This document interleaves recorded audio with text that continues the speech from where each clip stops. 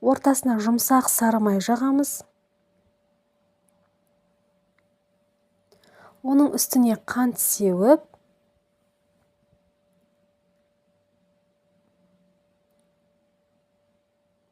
видеодағыдай етіп орап және пышақпен кесіп, осындай әдемі түрге келтіреміз.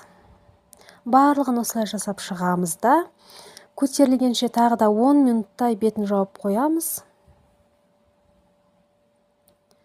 Көтерілген булочкаларымызға жұмыртқаның сарысын жағып, духовкада 180 градуста 20 минуттай пісіреміз.